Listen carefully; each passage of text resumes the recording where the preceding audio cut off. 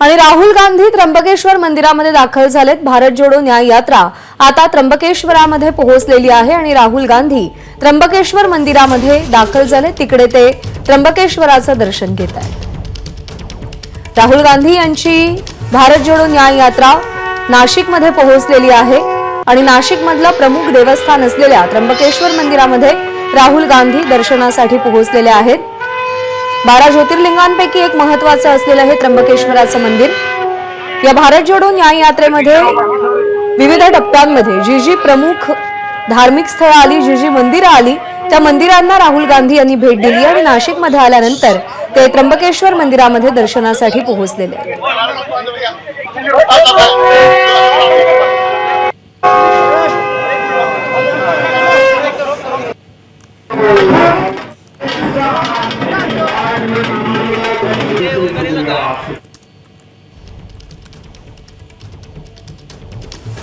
राहुल गांधी त्र्यंबकेश्वराच्या मंदिरामध्ये पोहोचलेले आहेत।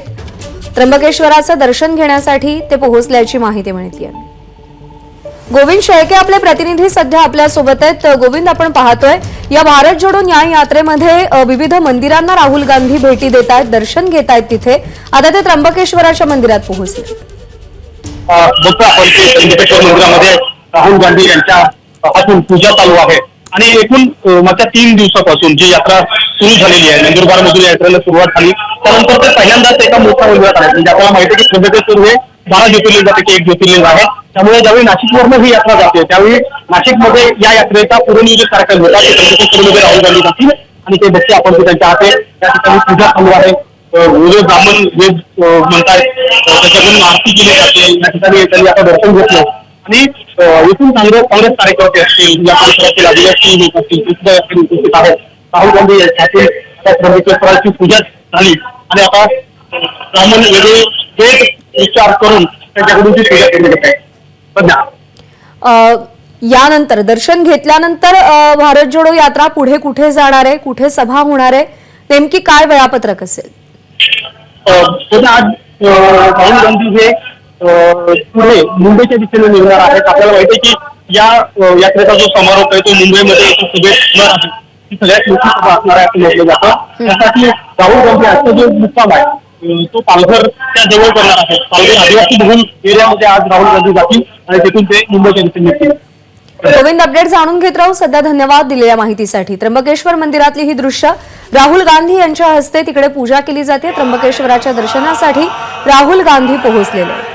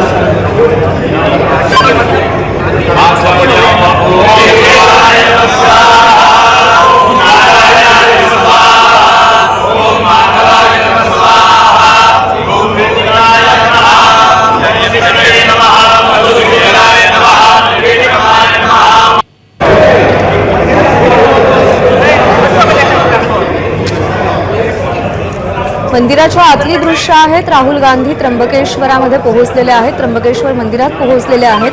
त्यांच्या हस्ते तिकडे सध्या पूजा विधी संपन्न होत आहेत। नाशिकच्या नंतर राहुल गांधी आता मुंबईच्या दिशेने प्रस्थान ठेवणार आहेत। दादरच्या शिवाजी पार्क इथे राहुल गांधी यांची सभा होणार आहे।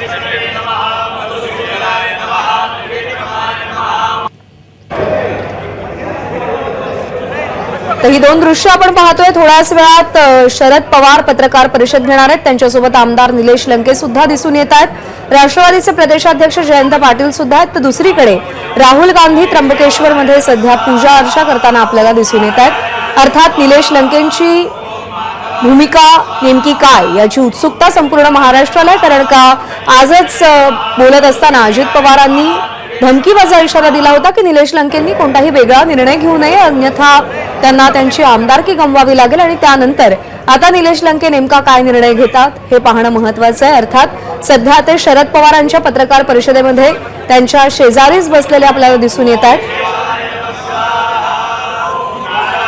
महाराष्ट्राच्या राजकारणाच्या दृष्टीनं, महाराष्ट्राच्या दृष्टीनं ही दोन महत्वाची दृश्य सध्या आपण पाहतोय.